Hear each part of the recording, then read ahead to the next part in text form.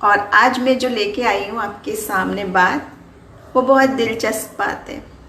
अगर हम सवाल पूछें और बात करें, हम सब जानते हैं, आपसे पूछा जाए जिम किसे कहते हैं, क्या है जिम, क्यों हम जाते हैं, क्या बात है, तो सब जानते हैं। एक समय था जिम के बारे में लोग नहीं जानते थे, सिर्फ जो बॉडी बिल्डर्स थे या स्पोर्ट्स पर्सन थे या पहलवान थे वो अपनी एक्सरसाइज करते थे और कुछ लोग सिखाने वाले होते थे। लेकिन आज हम सब जानते हैं कि जिम क्या है, जहां हम कसरत करते हैं, एक्सरसाइज करते हैं अपने शरीर को स्वस्थ बनाने के लिए, अपने स्वास्थ्य को अच्छा बनाने के लिए, तंदुरुस्ती के लिए हम जिम करते हैं। लेकिन आप जानते हैं बाइबल हमें कुछ और बात भी बता रही है, और बाइबल में कितनी जगह इसको बिल्कुल विस्तार से समझाया हुआ है, जो शायद कई बार हमारे लिए नया विषय है और हम सोचते ये भी क्या बात है, ऐसा कैसे हो सकता है। और हम सोचते हैं कि हमारी बस उतना काफ़ी है जो हम कर रहे हैं, बाइबल, चर्च जाना, आराधना करना, अपना दान दशमांश देना, वो काफ़ी है।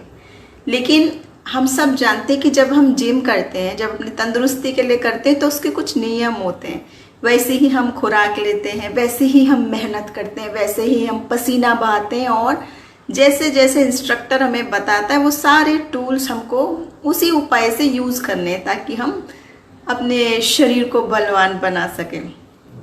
लेकिन बाइबल हमें बताती है आत्मिक एक्सरसाइज के बारे में भी, रूहानी ताकत, रूहानी तंदुरुस्ती हम कैसे पा सकें। जय मसीह की ब्रदर, आप सबका स्वागत है। तो मैं बात करना चाहूँगी रूहानी स्वास्थ्य हमने कैसे बनाना है। वो तो ठीक है, परमेश्वर ने सब कुछ बना दिया और कर दिया, लेकिन बाइबल हमें इस बारे में सिखा रही है। हमारा रूहानी जिम कहाँ है, क्या उसके टूल्स हैं, कौन उसका इंस्ट्रक्टर है और कैसे हमने वो सब बातें सीखनी है, उस पर हम ध्यान करेंगे। तो दुनिया में जो है हर एक बिलीवर को, हर एक विश्वासी को ये रूहानी जिम दिया गया है, और बाइबल में इसके बारे में बिल्कुल विस्तार से बता रखा है कि हम आत्मिक रूप से ताकतवर बनने के लिए, जोरावर बनने के लिए कैसे हमें एक्सरसाइज करनी है। बाइबल हमें कौन से जिम के बारे में बता रही है, और हमने ये लॉक खोला है इस जिम का कि नहीं, जो हमारे लिए फ्री में मिला हुआ है। आज तो लोग जिम और हेल्थ क्लब ज्वाइन करने के लिए पैसे खर्च करते हैं, तब जाते हैं, लेकिन परमेश्वर ने आपको मुफ्त में ये सब कुछ इनाम दे रखे हैं रूहानी ताकत बढ़ाने के लिए। Praise the Lord sister, hallelujah. तो मैं बताना चाहूँगी पहला तिमोथी उसका 4 अध्याय और 8वें वचन में इस बात का जिक्र है। देखिए, क्योंकि देह के प्रशिक्षण से कम लाभ होता है, पर भक्ति सब बातों के लिए लाभदायक है, क्योंकि इस समय के और आने वाले जीवन की भी प्रतिज्ञा इसी के लिए है। यानी शारीरिक प्रशिक्षण जो है हमारा, जिम जो हमारी फिजिकल एक्सरसाइज जो है, वो तो कम लाभ की है, बाइबल कह रही है। लेकिन जो रूहानी एक्सरसाइज है वो ज़्यादा लाभ की है, क्योंकि शरीर की ताकत, शरीर का बल, सुंदरता, मजबूती सिर्फ क्षणिक है। एक वक्त आएगा कि हमारी मृत्यु होगी और शरीर का विनाश हो जाएगा। लेकिन ये जो आत्मिक ताकत है, आत्मिक जो हमें सेहत बनाना है, तंदुरुस्ती बनाना है, जोरावर बनना, ये क्या है, अनंत काल के लिए, हमेशा हमेशा के लिए, अवधि काल के लिए है, इटर्नल लाइफ के लिए है, कि जो ख़त्म ही नहीं होगी। ऐसी मजबूती ये एक्सरसाइज हमको देगी। इसके बाद में मैं आपको बताना चाहूँगी कि जो बाइबल में जो ये बात है, उसमें एक शब्द यूज़ किया गया है, ग्रीक शब्द है वो गमनाजो, जिसका नाम है जिम्नाजो। उसको उसी से ये बात बना है, जिम, जिम्नेजियम बना है, जिसको शॉर्ट में जिम कहते हैं, जहाँ पर हम एक्सरसाइज करने जाते हैं। इस शब्द का प्रयोग किया गया है ग्रीक में। हिंदी में इसको इस तरह से लिखा गया है, लेकिन ग्रीक में शब्द भी वही यूज़ किया गया है। तो आत्मिक रूहानी जिम की बात यहाँ पर बताई गई है आपको और हमें। तो बहुत सारे लोगों ने, जो हमने अभी खोले ही नहीं है उन जिम के ताले और यूज़ नहीं किया, हमने यूज़ करें आज, और अपनी रूहानी तंदुरुस्ती के लिए, आत्मिक प्रगति के लिए हमने क्या करना है। बिल्कुल सही बात बता रहा है यहाँ पे। इन दोनों जिम के विषय में अंतर बाइबल हमें साफ साफ बता रही है, और बिल्कुल सच बता रही है। जो मैंने अभी बताया, जो लिखने वाला यहाँ पे बता रहा है, बिल्कुल वाकई में सच बात है। शारीरिक तंदुरुस्ती, ये वाला जिम, कितनी भी मेहनत करो स्थिर नहीं रहेगी। एक ना एक दिन, कितनी भी उम्र क्यों ना हो, बाइबल बता तो रही है, आप कितनी भी उम्र हो, कितनी होगी, ज़्यादा से ज़्यादा 100, होती नहीं है, फिर भी चलो मान लिया अगर बहुत हेल्थ का ध्यान रखा जाए, अगर हो भी गई इतनी, कितनी भी उम्र क्यों ना हो, फिर भी उसका अंत होना निश्चित है। चाहे आप उसको कितना अच्छा पौष्टिक खाना खा लो, चाहे आप जितनी एक्सरसाइज कर लो, जो कुछ भी कर लो, लेकिन ये आत्मिक जिम जो है ये आपको वो चीज़ देगी जो कभी ख़त्म ही नहीं होगी। हमेशा का आनंद, हमेशा की ज़िंदगी, परमेश्वर की संगति, हमेशा का आनंद, हमेशा का स्वास्थ्य, आत्मिक स्वास्थ्य आपको देगा। तो उसके लिए हमें क्या करना है, बाइबल में हमें क्या बात बताई गई है इस विषय में मैं बताऊंगी। पहली बात है, पहला जो हमें ट्रेनिंग लेनी है इसमें, स्पिरिचुअल जिम की पहली ट्रेनिंग है कि हम भले और बुरे का ज्ञान प्राप्त करें। क्या अच्छा है क्या बुरा है वो हमने जानना है आत्मिक बात में, तभी तो चुनेंगे जाना किधर है। सबसे पहले जब आप जिम में जाते हैं तो कंस्ट्रक्टर भी आपको, फिजिकल कंस्ट्रक्टर भी आपके अनुसार देखेगा, वजन ज़्यादा है कम करना है कि कम है या ज़्यादा करना है, आपके मुताबिक ही तो देखेगा। तब वो आपके ऊपर बताएगा कि आपके लिए कौन सा एक्सरसाइज सूटेबल है और आपको क्या करना है। उम्र के हिसाब से बताएगा, वजन के हिसाब से बताएगा, आपको कोई और बीमारी तो नहीं है, उस विषय को देखते हुए कंस्ट्रक्टर आपको बताएगा, इंस्ट्रक्टर आपको बताएगा, माफ़ कीजिए। तो यहाँ पर भी ये जो हमारी बाइबल है ये हमारे मुताबिक हमें बता रही है कि जब हम परखने लग जाएं आत्मा में गलत क्या है और सही क्या है, उसका चुनाव करने लगे रोज़ाना की ज़िंदगी में। एक दिन की बात नहीं कह रहे हैं, रोज़ की नियमित रूप से, जैसे इब्रानियों उसका 5वां अध्याय और 14 वचन। इस वचन की चर्चा मैं पहले भी आपसे बहुत बार कर चुकी हूँ और फिर आ गई ही बात।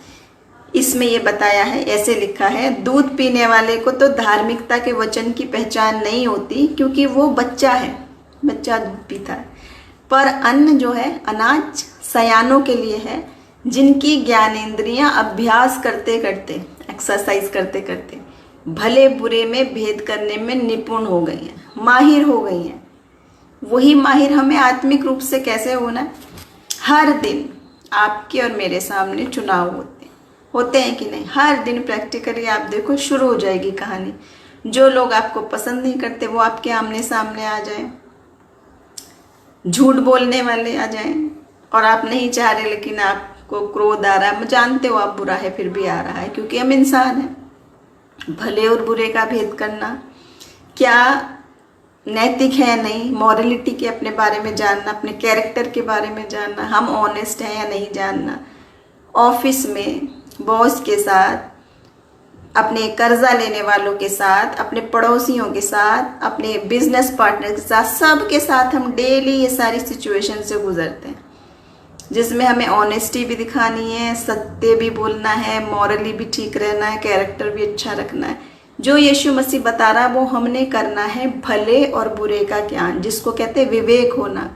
आपका विवेक शुद्ध है तो सब शुद्ध है, कहते हैं ना, अंतरात्मा जिसे कहते हैं, कॉन्शियस क्लियर है तो सब क्लियर है। तो पहली एक्सरसाइज की बात ये है कि आपको जैसे जिम में जाने के बाद आपका पहले उद्देश्य क्या है, उससे आप जाते हैं कि नहीं, कि मैं हेल्थ बनाना चाहता हूँ, मैं मोटा हूँ वज़न कम करना चाहता हूँ, या मैं बहुत पतला हूँ मैं वज़न ज़्यादा करना चाहता हूँ। हमारी कमी क्या है उसको सुधारने पे, उस चीज़ पे फोकस करके, उस चीज़ पे टारगेट करके, उसके ऊपर हम एक्सरसाइज शुरू करते हैं। ऐसे ही आत्मिक रीति से भली और बुरी बात खुद की चेक करनी है सबसे पहले, कि मेरे अंदर क्या कमियां हैं, क्या परेशानियां हैं, किस चीज़ पे मुझे वर्कआउट करना है, किस चीज़ पे मुझे एक्सरसाइज करना है और उसको मजबूत बनाना है, और कौन सी चीज़ को मैंने छोड़ना है। दूसरी बात है, जीतने के लिए हमें रेस करना है, रन टू विन, ताकि हम विजय हासिल करें। आप करते हैं जब हम स्पोर्ट्समैन होते हैं, जब हम स्पोर्ट्स में ध्यान देते तो हम अगर रेस के लिए जाते तो हमारा उद्देश्य जीतने का है। ऐसा तो उद्देश्य नहीं है कि सिर्फ भीड़ के साथ भागें और हम भी 100 में से एक हम भी थे, खड़े हुए थे और हम जीते नहीं, बल्कि हर एक खेलने वाले का, रेस में प्रतियोगिता में हिस्सा लेने वाले का, हर एक का एम होता है कि मैं उस लक्ष्य तक पहुंचूं और मैं विनर बनूं। रेस उस तरफ दौड़नी है कि मैं उसको हासिल करूं, अंत तक मैं वहां तक पहुंच रहा हूं या नहीं। जैसा बाइबल में लिखा है। मैं इनमें से जितनी भी बात है सब ये मैं नहीं बता रही है, बाइबल हमें बता रही है, हम सिर्फ उसी पर चर्चा कर रहे हैं। Praise the lord brother, thank you so much. आप सबको प्रभु आशीष दे, जितने आप साथ जुड़े हैं और आमीन बोल रहे हैं, मुझे उत्साहित कर रहे हैं। प्रभु के वचन को हम महिमा दे रहे हैं, हम सब मिलकर परमेश्वर को महिमा दे रहे हैं, उसको आदर मिले, उसको महिमा मिले। कितने सुंदर वचन, इतने जीवित वचन उसने आपके और मेरे लिए रख छोड़े हैं कि वो चाहता है कि हम आनंदित रहें, आशीषित रहें, फिजिकली भी स्पिरिचुअली भी स्ट्रांग रहें, विनर बने, आखिरी तक रहें, एम तक हम पहुंच रहे हैं या नहीं। पहला कुरिन्थियों उसका 9 अध्याय और 24वें वचन में। Praise the lord brother Venkat, thank you so much. आमीन, आप बिल्कुल सही बोल रहे हैं। हमारा उद्देश्य वही है कि हम उस रेस तक, आखिरी तक पहुँचें और पहुँच जाएं वहाँ तक। तो इसमें ऐसा लिखा, पहला कुरिन्थियों 9 अध्याय और 24वें वचन में, क्या तुम नहीं जानते, दौड़ में दौड़ते तो सभी हैं, परिणाम एक ही ले जाता है, तुम वैसे ही दौड़ो कि जीतो। बाइबल ये बता रही है। कहने का मायने ये है कि दुनिया में जिंदगी की रेस में सब दौड़ रहे हैं, चाहे वो पापी हो, चाहे वो विश्वासी हो, चाहे वो धर्मी हो, चाहे वो अधर्मी हो, चाहे बच्चा हो, बूढ़ा हो, जिसने जन्म लिया जिंदगी की रेस में चल रहे हैं कि नहीं आगे, चाहे धीरे धीरे चल रहे हैं, चाहे रेस लगा के जा रहे हैं, चाहे उल्टे रास्ते पे जा रहे हैं, मगर चल सब रहे हैं। लेकिन बाइबल हमें बता रही है कि जो तुम चल रहे हो वो सिर्फ भीड़ बढ़ाने के लिए नहीं चलना है, बल्कि उस रेस को जीतना है, उस एम तक पहुंचना है जो परमेश्वर ने आपके लिए तैयार की है। और हम सब जानते हैं कि प्रभु की योजना क्या है, इस जीवन की क्या है, जीवन की रेस खत्म होने के बाद क्या है, एम क्या है, किस तरफ को हमको जाना है, वो सब इसमें लिखा है। तीसरी एक्सरसाइज, रेसल इन प्रेयर, प्रार्थना में युद्ध लड़ना है, रेसलिंग करनी है, प्रेयर वॉरियर बनना है हमने, आपने और मुझ में। बाइबल ये बता रही है। मुक्केबाजी वाले तो गेम आपने देखे फिजिकली, और वो मुक्केबाजी गेम नहीं भी हो तो हकीकत में भी आजकल तो हिंसा इतनी है कि जिसको देखो वो एक दूसरे को मार रहा है। लेकिन यहाँ उस बात को नहीं कह रहे हैं, उस बात की चर्चा नहीं हो रही है, बल्कि प्रार्थना में हमें लड़ाई किससे लड़नी है, अपनी समस्या से, शैतान से, अंधकार की ताकत से, बीमारी से, रुकावटों से, बुरी संगति से, जो कोई भी हमें रोक रहा है उससे करनी है। और दूसरी, अगर हम किसी चमत्कार के लिए प्रार्थना कर रहे हैं, चाहे हीलिंग के लिए, चाहे आत्मिक वरदान के लिए, चाहे किसी भी चमत्कार के लिए, वहाँ हमें प्रार्थना में लड़ाई करनी है, योद्धा बन जाना है। और लड़ाई कैसे करनी है, वो हमें आत्मा के हथियार दिए हुए हैं, बाइबल पूरा बता रही है कौन कौन से हथियार हमने यूज़ करने हैं। पहले मैं बताऊंगी प्रार्थना योद्धा की बात कहाँ पे बताई है बाइबल में। कुलस्सियों की किताब उसका 4था अध्याय और उसके 12वें वचन में एक इंसान की बात कही है। इफ्रास नाम है जिसका, इफ्रास, जो तुम में से है और मसीह यीशु का दास है, तुम्हें नमस्कार कहता है और सदा तुम्हारे लिए प्रार्थनाओं में प्रयत्न करता है। ऐसा तो हिंदी में है, लेकिन इंग्लिश में है, he is always wrestling in prayer for you. वो हमेशा प्रार्थना में युद्ध कर रहा है, he is always wrestling in prayer, प्रार्थना में युद्ध कर रहा है ये हमेशा तुम्हारे लिए। यहाँ पर प्रार्थना योद्धा बनने की बात बताई गई है। और आपने देखा होगा एक बहुत अच्छी क्रिश्चियन मूवी भी है, प्रेयर रूम, वॉर रूम नाम है उसका, सॉरी, वॉर रूम, जिसमें कि बहुत लोगों ने देखा होगा। तो हम जानते कि एक प्रार्थना का कमरा था जहाँ पर वो वचन लिख के, प्रार्थना की लिस्ट लिख के और आत्मिक रीति से प्रेयर करके लड़ाई करती थी, युद्ध। और अपने जीवन के बड़े बड़े बड़े पहाड़ को हटा के कैसे उसने बिल्कुल सब नेगेटिव और टूटी हुई और खराब बिखरी हुई बातों को परमेश्वर ने अद्भुत तरीके से किया। ये तो फिल्म की बात है, लेकिन हकीकत में सच है ये। बहुत लोगों ने जाना, और ये आज की बात नहीं, ये तो तब की बात है जब हम पैदा भी नहीं हुए। वचन हमें तब की बात बता रहा है कि ये प्रार्थना में युद्ध करना जो है हमें, ये तब से सिखाई जा रही है हमें बात, कि ताकि हम प्रार्थना योद्धा बन जाएं। आज आपने सुना होगा, हम लोग बहुत कहते हैं ना कि प्रेयर रिक्वेस्ट शेयर करेंगे हम अपने प्रेयर वॉरियर्स के साथ, अपने प्रार्थना योद्धाओं के साथ, क्योंकि परमेश्वर ने बहुत लोगों को ये वरदान दिया है। जब वो दूसरे के लिए प्रार्थना करते हैं, बहुत कंपैशन से भरकर करते हैं, आत्मा से भरकर करते हैं। और वचन क्या कहता है? विश्वासी की, धर्मी की प्रभावशाली प्रार्थना से बहुत कुछ हो सकता है। और परमेश्वर का वायदा क्या है? तो विश्वास से पुकारेगा, मैं स्वर्ग से झुककर तेरी सुन लूंगा। इतना बड़ा वायदा। तो हमें उसमें युद्ध लड़ते रहना है। अब बहुत सारे लोग सोचते हैं कि प्रार्थना का जीवन, प्रेयर में समय लगाना तो बहुत मुश्किल बात है। युद्ध की तो बात छोड़ो, हम अपनी 2-4 चीज़ों के लिए थैंक यू बोल दें, खाने के लिए थैंक यू बोल दें, उतना भी नहीं हम कर पा रहे हैं।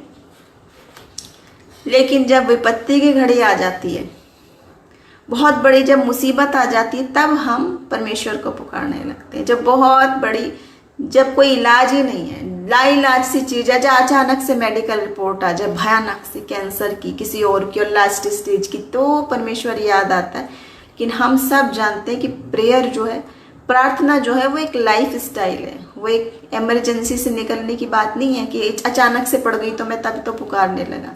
हालांकि परमेश्वर का प्यार ऐसा है कि वो हर एक घड़ी में सुनता है। जब भी हम पुकारते हैं वो सुनता है। लेकिन बात हमारी है कि हमें वो लाइफ स्टाइल बना देना है। Praise the lord. Brother Prashant Masih, brother स्टैनी, आप सबका स्वागत है आज के सेशन में।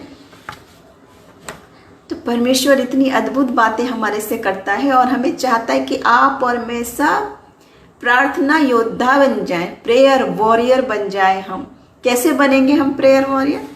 जैसे यहाँ पे बता रहे पौलुस का मित्र इफ्रास, जो एक नमूना है हमारे सामने, जो कह रहा था कि मैं तुम्हारे लिए इसलिए प्रार्थना करता हूँ, प्रार्थना योद्धा बन के मैं प्रार्थना करता हूँ ताकि तुम हमेशा आत्मिक उन्नति पाते जाओ। Praise the lord. Brother Manoj Sahu, thank you so much. तो हम सब एक दूसरे की आत्मिक उन्नति के लिए प्रार्थना करें, प्रेयर वॉरियर बन जाए, आप मेरे लिए, मैं आपके लिए। और वचन कह रहा है कि परमेश्वर झुककर सुन लेता है। प्रभावशाली प्रार्थना, धर्मी की प्रभावशाली प्रार्थना से बहुत कुछ हो सकता है। तो 3 पॉइंट बताए मैंने आपको। जिम जो है, आत्मिक जिम है, रूहानी जिम है, वो कैसे करनी है, वो एक्सरसाइज हमने कैसे करना है रूहानी ताकत के लिए, स्पिरिचुअली स्ट्रांग बनने के लिए, अनंत जीवन तक के लिए। फिजिकल लाइफ तो ये हमारी खत्म हो जाएगी, लेकिन वो अनंत जीवन आपका और मेरा जो हमेशा रहने वाला है। चौथी बात है, जब हम जिम में जाते हैं तो एक ट्रेनिंग कराई जाती है, रेजिस्टेंस ट्रेनिंग। चाहे वो वेट लिफ्टिंग हो, चाहे वजन को दूसरी तरफ धकेलने की हो, बहुत सारी बातें हैं।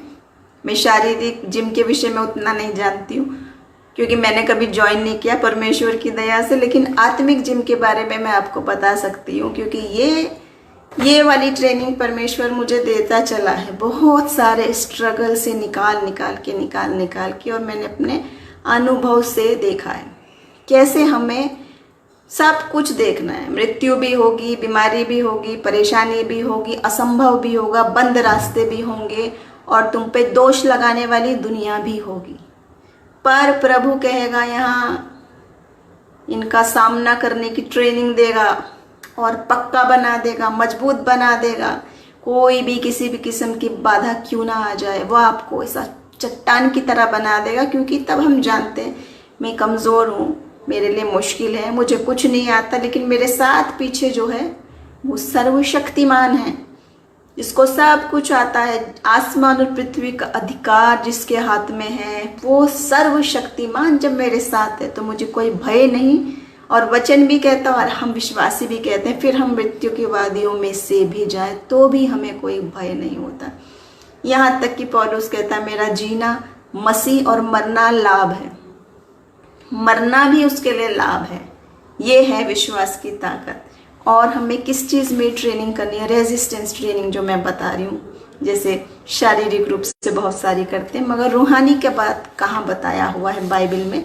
वो है याकूब की पुस्तक, उसका 4था अध्याय और उसका वचन 7 और 8। यहाँ पे इस प्रकार लिखा है, पर परमेश्वर के अधीन हो जाओ और शैतान का सामना करो तो वो तुम्हारे सामने से भाग निकलेगा। परमेश्वर के निकट आओ तो वो भी तुम्हारे निकट आएगा। अब आप सोचो शैतान का सामना करने वाली क्या बात है। और सब हम शैतान के विषय में जानते हैं। और हम क्या सोचते हैं, शैतान कोई भयानक चीज़ है जो देखने में भी भयानक है, वाकई में असली रूप में भयानक है। लेकिन आप बाइबल हमें बता रही है बड़े लुभावने तरीके से आता है शैतान अपने ट्रिक्स लेके। और बाइबल शुरू में भी बता रही है लूसीफर के बारे में और गिराए हुए फरिश्तों के बारे में, सुंदर हैं, सब कुछ हैं, अच्छे हैं। आप जो नहीं नॉलेज रखते वो जानेंगे भी नहीं कि ये शैतान है। तो शैतान का सामना कर वो भागेगा का मतलब ये नहीं है कि कोई भयानक दानव सींग वाला काला खतरनाक दांत निकले वाला जैसे आपको सोचते हैं हॉरर फिल्म्स में, वैसा मेरे सामने आएगा तो मुझे सामना करना है। कई बार दुष्ट आत्मा वैसा भी आता है और किसी भी प्रकार से आता है, किसी का वेश बनाकर भी आता है। लेकिन जब हमें सामना करना है, ये वाली ट्रेनिंग परमेश्वर दे रहा है क्योंकि उसको पता है जिंदगी में ऐसा वक्त भी आ सकता है, जैसे जिम वाला आपको बताता है कि नहीं हर तरह की ट्रेनिंग, ऐसा हो तो ये करना है, वैसा हो तो ये करना है। यहाँ तक कि जो आप गेम्स में रेसलिंग कर रहे हैं उसके भी दांव पेच बताता है वो आपको कि वो ये दांव करेगा तो तुम्हें ये करना है, वो ये करेगा तो तुमको इस प्रकार। दो तरह बताएगा, एक तो आपको बचाव कैसे करना है और दूसरा अपने खुद को बचाते हुए उस पर अटैक कैसे करना है, ये तो आपको गेम्स वाला बताएगा। लेकिन यहाँ पे जो प्रशिक्षण दे रहा है परमेश्वर का वचन, वो दूसरी प्रकार का दे रहा है। वो कैसा दे रहा है देखिए, पहला पत्रस 5वां अध्याय और उसका 8वां और 9वां वचन, सचेत रहो और जागते रहो क्योंकि तुम्हारा विरोधी शैतान गरजने वाले सिंह के समान इस खोज में रहता है। इस खोज में रहता है शैतान कि किसको फाड़ खाए। विश्वास में दृढ़ होकर और ये जानकर उसका सामना करो कि तुम्हारे भाई जो संसार में है ऐसे ही दुख भुगत रहे। जो भाई तो भुगत रहे हैं, लेकिन आपने और मैंने ये सामना करना ये जान के। और शैतान वो बता रहा है कि वो ये नहीं है कि वो एक दिन 2 दिन हमला कर रहा है, वो खोज में ही रहता है। बताइए, शैतान का काम, उसकी प्रवृत्ति यही बता रखी है कि वो इस खोज में रहता है कि किसको पकड़े और फाड़ खाए, यानी किस पर शैतानी हमले करे। कई बार वो लुभावने तरीके से करता है, कई बार सचमुच भयानक ही तरीके से करता है। बहुत सारी बातें हैं जो आप रोज आए दिन आमने सामने अपने साथियों पर भी देखते हैं, बहुत नज़दीक से आप देखते हैं। और विश्वासियों पर भी हमला करता है तरह तरह से कि हम कैसे नीचे खींच ले हमको और विश्वास से हटा ले। तरह तरह की बातें वो करेगा आपको रोकने के लिए। लेकिन हमको यहाँ सचेत रहना है और जागते रहना है। 2 चीज़, सचेत और जागते रहना और उसका सामना करना है। परमेश्वर का नाम लेके करना है सामना। यहाँ तो सिर्फ शैतान की बात बताई जा रही है, लेकिन हम सब जानते हैं कि दाऊद ने तो वाकई में दानव का सामना किया था आमने सामने, जब वो बालक ही था, जिसको आता ही नहीं था कुछ भी हथियार चलाना, कुछ नहीं आता था। वो क्या आता था, न बल से न शक्ति से, परमेश्वर की आत्मा से, उसकी सामर्थ्य से आता है। वो प्रभु का नाम लेकर आता है और 5 पत्थर से इतना बड़ा दानव गिर जाता है। क्यों? क्योंकि परमेश्वर उसके साथ था। परमेश्वर ने सारा सीक्वेंस, सब बात वैसे ही नियंत्रित कर रखा था क्योंकि वो उसके साथ था। ऐसे ही आप और मैं, अगर शैतान का हम सामना नहीं करेंगे तो वो भागेगा नहीं, क्योंकि यहाँ पहली शर्त ही यही है, जागते भी रहो, सचेत भी रहो और सामना भी करो। सामना करो तब वो तुम्हारे सामने से भागेगा। मसीह का नाम लेके वो भी गया था, न बल से, न शक्ति से, न बुद्धि से, परमेश्वर का नाम लेके उसकी सामर्थ्य से गया था। वैसे ही आप में और मेरे में सामर्थ्य नहीं, लेकिन परमेश्वर में सामर्थ्य, उसकी सामर्थ्य से तैयार होके हमने ये जाना है और सामना करना है। चाहे वो बुरी स्थिति का हो, चाहे वो बीमारी का हो, चाहे वो परेशानी का हो, चाहे वो गरीबी का हो और चाहे वो शैतानी बातों का है, सामना करना है। और आप और मैं जो रोज देख रहे हैं न्यूज़ में कि लोग सामना नहीं करते, डरते हैं और सुसाइड कर लेते हैं, खुद खत्म हो जाते हैं क्योंकि वो स्ट्रगल्स का सामना ही नहीं कर सकते और वो शक्तियाँ उन पे हावी हो जाती हैं। चाहे वो डिप्रेशन हो, चाहे वो कोई और परेशानी हो, उन परेशानियों का जब सामना नहीं करते तो आत्मिक रीति से ये मजबूत होना है कि कुछ भी क्यों ना हो जाए, सामना तो आपने करना है, परमेश्वर की सामर्थ्य में होके करना है। उसके बाद मैं बताऊंगी अगली बार। 5वीं बात है, डिसिप्लिन में रहना है, और ये जो स्पिरिचुअल ट्रेनिंग है उसमें हमें एक मकसद के साथ चलना है। आप जब जिम में जाते हैं तो कुछ रूल्स रेगुलेशन है कि नहीं, चाहे आप स्पोर्ट्स में जाते हैं चाहे आप बच्चे हो, पीटी टीचर आपको बता रहा फिर भी आपको रूल बताएगा, वो कुछ ऐसे करना है, यूँ करना है, क्या करना है आपने, उसके अनुसार आप करोगे तो ठीक है, अगर आप नहीं करोगे तो निकाल के बाहर कर देंगे, रेस में ही शामिल नहीं है आप तो फिर। तो आत्मिक रीति से भी हमें कुछ बात है, हर गेम के जो रूल्स हैं, हर ट्रेनिंग के जो रूल्स हैं वो इसमें भी बता रहा है, बाइबल में भी है वो। देखिए 1 कुरिन्थियों उसका 9 अध्याय और 25 से 27, यहाँ पे इस प्रकार लिखा है। हर एक पहलवान की बात बता रखी है। देखिए सब प्रकार का संयम रखता है, वो तो एक मुरझाने वाले मुकुट को पाने के लिए ये सब करता है, पर हम तो उस मुकुट के लिए करते हैं जो मुरझाने का नहीं। इसलिए मैं तो इसी रीति से दौड़ता हूँ, पर बेठिकाने नहीं, यानी बिना लक्ष्य के नहीं। मैं इसी रीति से मुक्कों से लड़ता हूँ, परंतु उसके समान नहीं जो हवा में घूंसे मारता हुआ, हवा पीटता हुआ लड़ता है, परंतु मैं अपनी देह को मारता कूटता और वश में लाता हूँ, कि ऐसा ना हो कि औरों को प्रचार करके मैं आप ही किसी रीति से निकम्मा ठहरूं। देखिए पूरी बात बता रखी है, बहुत सारी गहरी बातें इसमें। क्या है, जब आप अगर मैराथन रेस में दौड़ रहे हैं या किसी और ओलंपिक में किसी बड़ी प्राइज की और आपकी दृष्टि है, अगर आप उसके प्रतियोगी, तो कितनी आप जब तक जीत नहीं जाओगे आपकी लगन वही रहेगी, सोना उठना बैठना खाना पीना सब उसी की तैयारी में होगा, वैसे ही खाओगे वैसे ही करोगे, वही प्रैक्टिस करोगे, रात दिन करोगे कि मैं गलतियों को हटा के उस रेस में मुझे विजयी बनना है, तो मैंने क्या करना है। सांसारिक रेस के लिए आप इतना करते हो, तो उस रेस के लिए जो आखिरी है, जो अंतिम रेस है, जो अनंत जीवन की ओर पहुंचाती है, जो ये कह रहा है कि वो तो सब मुरझाने वाले मुकुट के लिए कर रहे हैं। कोई भी मेडल हो, कोई भी मुकुट हो, कोई भी कुछ ना हो, वो खत्म हो जाएगा, एक दिन यही रह जाना है दुनिया में। कितने भी मेडल हो, कितनी भी पद और प्रतिष्ठा हो, लेके तो नहीं जाओगे आप साथ में, लेकिन हम उस मुकुट के लिए करते हैं जो मुरझाएगा नहीं, जो परमेश्वर आपको देगा, जो खत्म नहीं हो सकता, अनंत है जो, वो प्राइज के लिए हमने दौड़ना है। दूसरी बात, बेठिकाने नहीं, बिना लक्ष्य नहीं, उसी एम की तरफ दौड़ा चला जाता है और अपने आप को वश में रखता है, ताकि सांसारिक बातों में ना फंस जाए, पापों में ना फंस जाए, शारीरिक पापों में ना फंस जाए, कि ऐसा ना हो मैं दूसरों को प्रचार करके और खुद ही किसी रीति से निकम्मा ठहरूं। पौलुस यहाँ पर बता रहा है ये सारी बातें, आत्मिक अर्थों में बता रहा है, आत्मिक जिम की बातें, आत्मिक एक्सरसाइज की बातें। और दूसरी बात देखिए, और एक गहरी बात है इसी संदर्भ में, जो 2 तिमोथियस उसका 2 अध्याय और 5वें वचन में, 2 तिमोथियो 2 अध्याय 5 वचन देखिए। फिर अखाड़े में लड़ने वाला यदि विधि के अनुसार ना लड़े तो मुकुट नहीं पाता। विधि मतलब नियम, रूल्स। अगर लड़ने वाला, आप सब ने देखी होगी दबंग पिक्चर का बड़ा हल्ला था पीछे, नहीं देखी होगी, नहीं देखी तो वे तो देखा ही होगा रेसलिंग कैसे करते हैं। जब वो रूल के अनुसार नहीं होता वो आउट है, उसको कोई मुकुट तो क्या कुछ नहीं मिलना है, वो आउट हो जाएगा गेम से। ऐसे ही आप उस रेस से आउट हो जाते हो अगर आप नियमों को अलग रख के, परमेश्वर की आज्ञाओं को अलग रख के और अपने तरीके से जीने लगते हो कि मेरी मर्जी, मैं ऐसे करूं, मैं वैसे करूं। अपने मर्जी के मालिक जब हम बन जाते हैं, तो वही बात है कि जो वचन हमें बता रहा है उसमें कुछ आज्ञाएं हैं जिनको हमने फॉलो करनी है। जैसे बाइबल में हम देखें 10 कमांडमेंट्स हैं, 10 सजेशंस नहीं है वो। समझ रहे हैं आप मेरी बात? सजेशंस में और कमांडमेंट्स में अंतर है।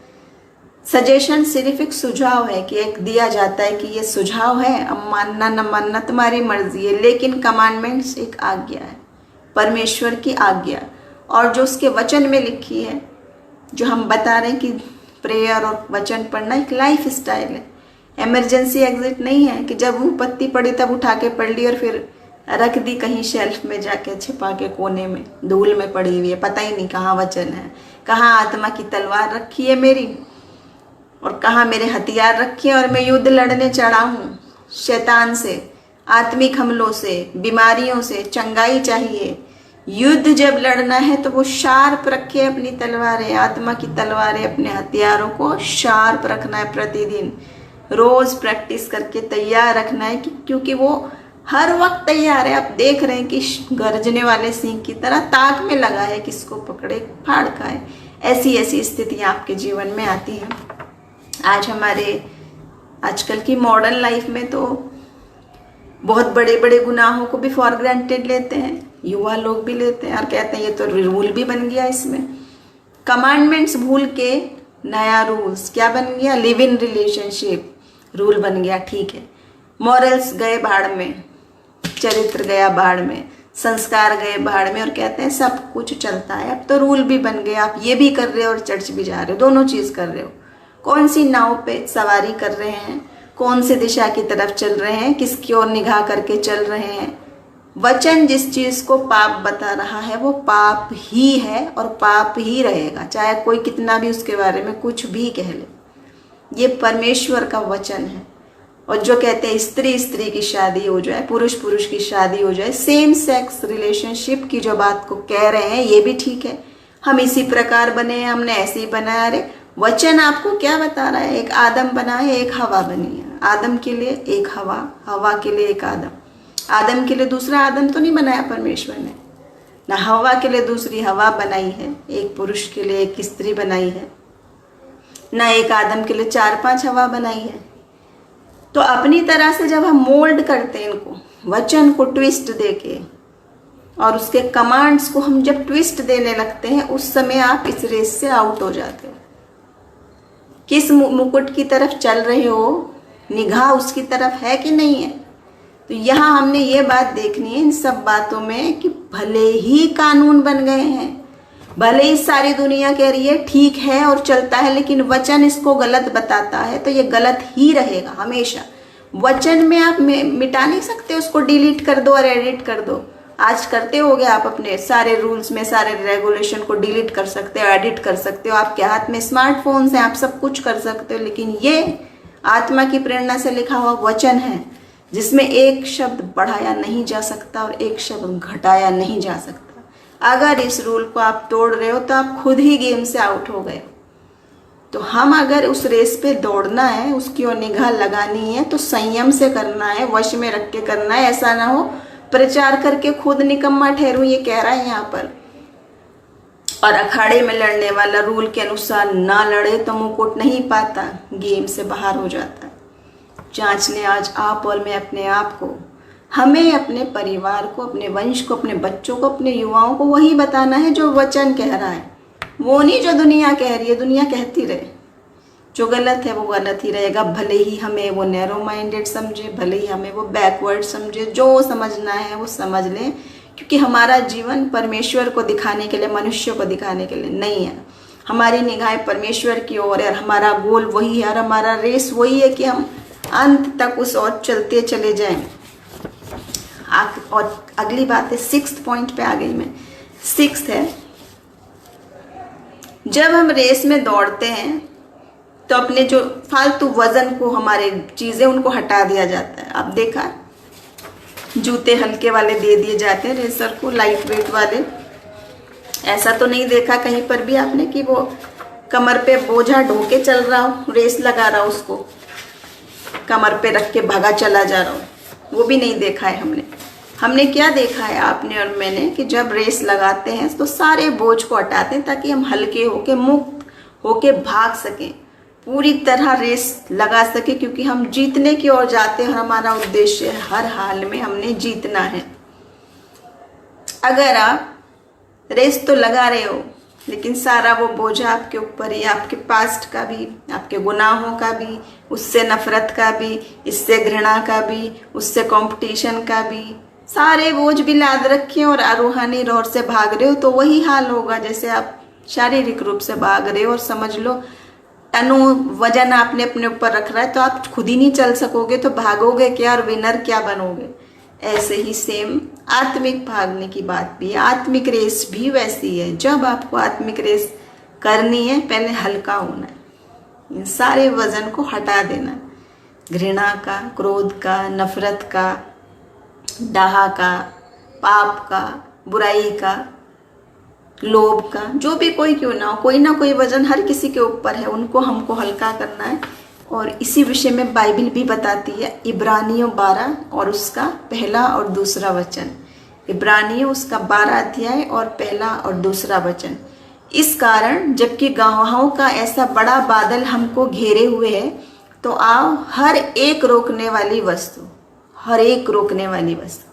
और उलझाने वाले पाप को दूर करके वो दौड़ जिसमें हमें दौड़ना है, धीरज से दौड़ें और विश्वास के कर्ता और सिद्ध करने वाले यीशु की ओर ताकते रहें, जिसने उस आनंद के लिए जो उसके आगे धरा था लज्जा की कुछ चिंता न करके क्रूस का दुख सहा और सिंहासन पर परमेश्वर के दाहिने जा बैठा।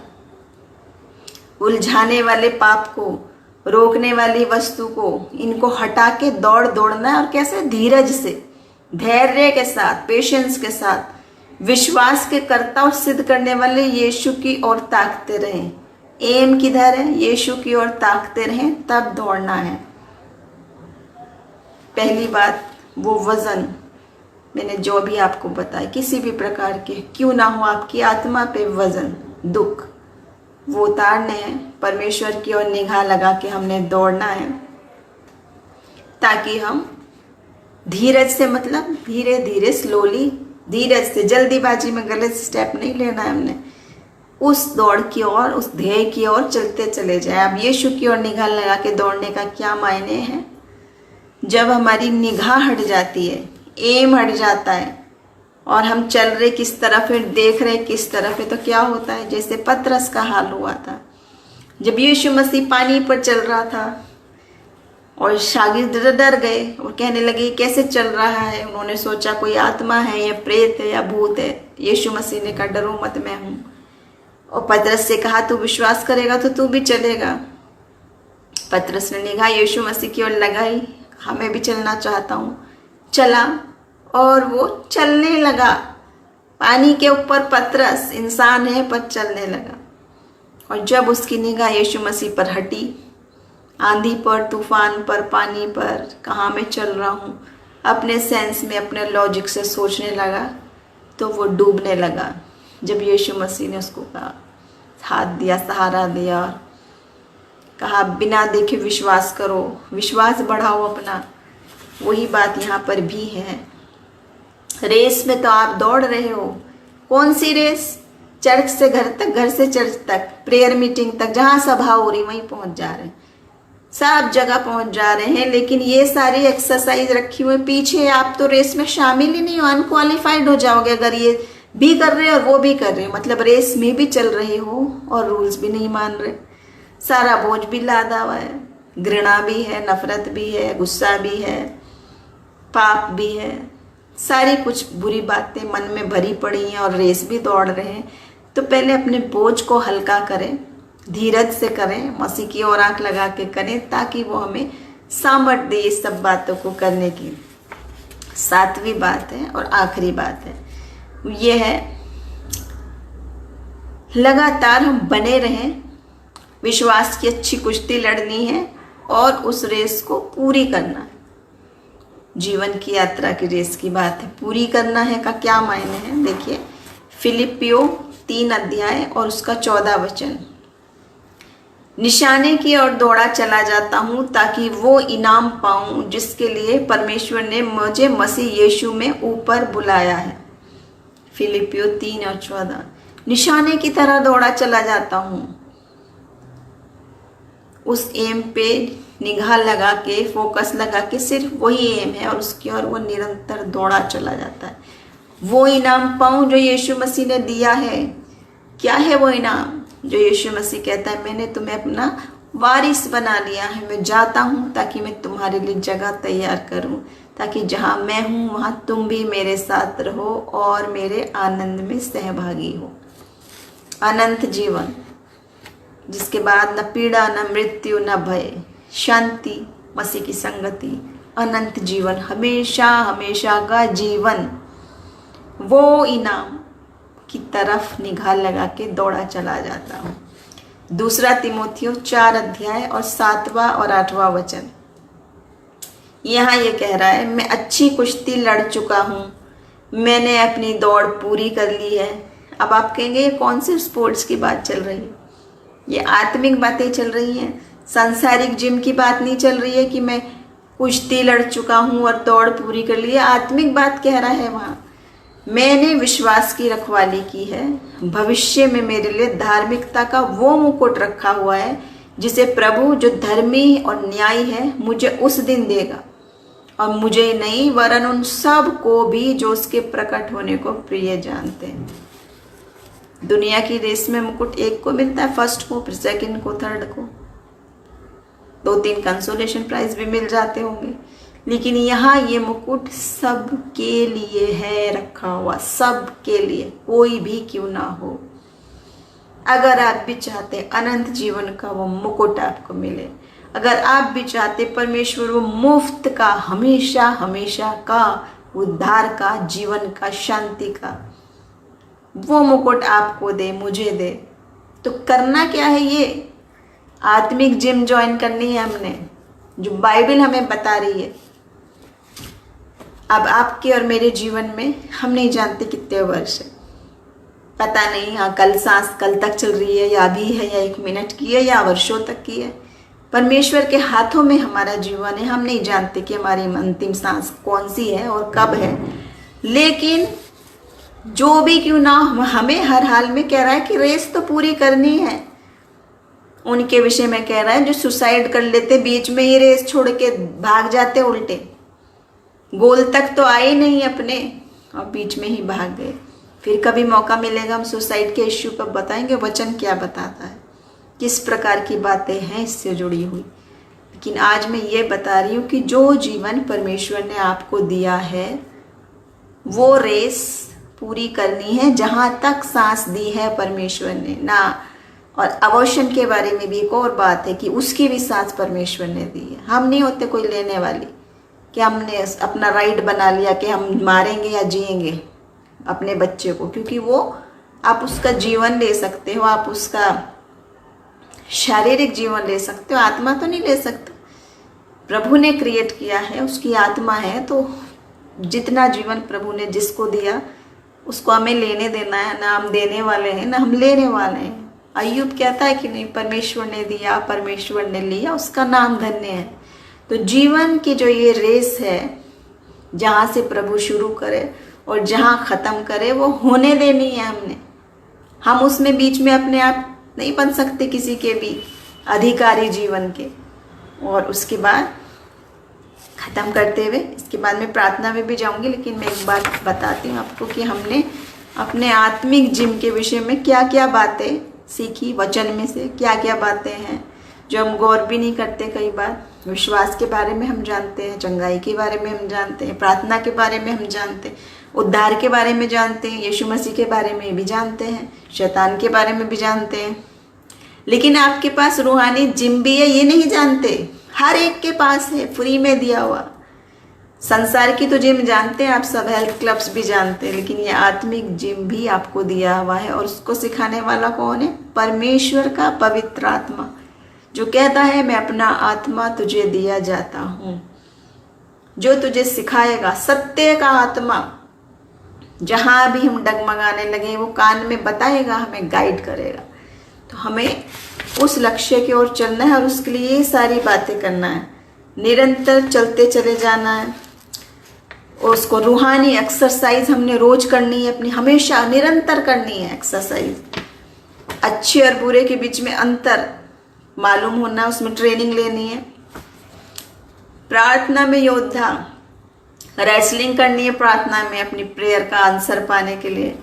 रेस के लिए, जीतने के लिए भागे चले जाना है, बीच में नहीं छोड़नी है, उद्देश्य की ओर देखना है, शैतान का सामना करना है ताकि वो भागे।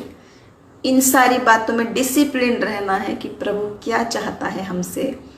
एक पर्पस के साथ हमने भागना है, परमेश्वर के नियम के मुताबिक हमने चलना है। और सारे वजन जो हमारे ऊपर हैं, गुनाहों का, परेशानियों का, दुख का, डिप्रेशन का, कैसा भी बोझ क्यों ना हो, वो उतार के हल्का होना है, तभी रेस हम दौड़ोगे। न कैसे दौड़ोगे? और वचन क्या कह रहा है, बार बार क्या कहता है? हे सब थके और बोझ से दबे लोगों, मेरे पास आओ, मैं तुम्हें विश्राम दूंगा। सारा बोझ उठाने के लिए वो हमारे साथ है। धैर्य के साथ दौड़ना है, अपनी निगाहें उस गोल पर यीशु मसीह की ओर लगा के दौड़ना है, विश्वास की अच्छी कुश्ती लड़ना है और फिर अपनी ये रेस ख़त्म करनी है। तो इतने ओनली 7 पॉइंट्स हैं, आसान से। जिम में तो आप बहुत मेहनत कसरत करते हैं, पसीने बहाते हैं, कैलोरीज गिनते रहते हैं, कितना कम किया कितना ज़्यादा किया। कितनों को मैंने देखा बड़े परेशान रहते हैं लोग अपने शरीर को बनाने के लिए।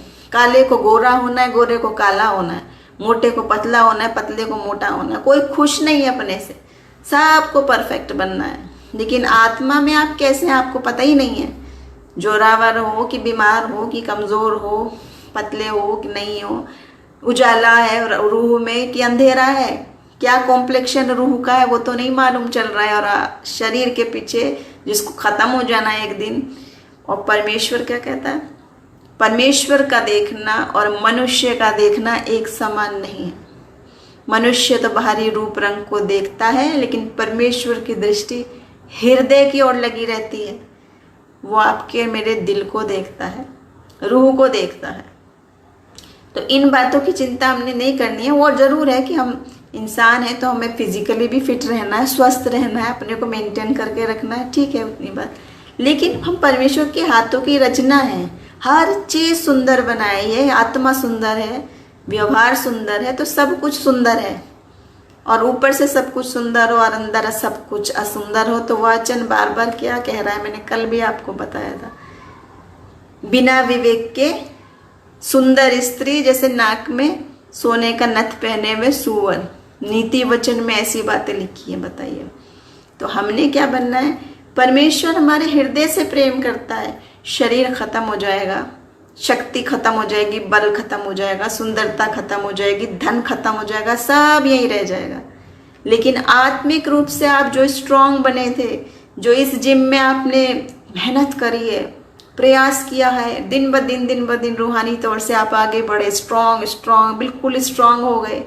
इतने स्ट्रांग कि प्रार्थना करते हैं तो बड़े बड़े काम होते हैं। इतने स्ट्रांग कि परमेश्वर को आप अपने साथ उपस्थित महसूस करते हैं। इतने स्ट्रांग कि शैतान का कोई बाण आप पे चलता नहीं है।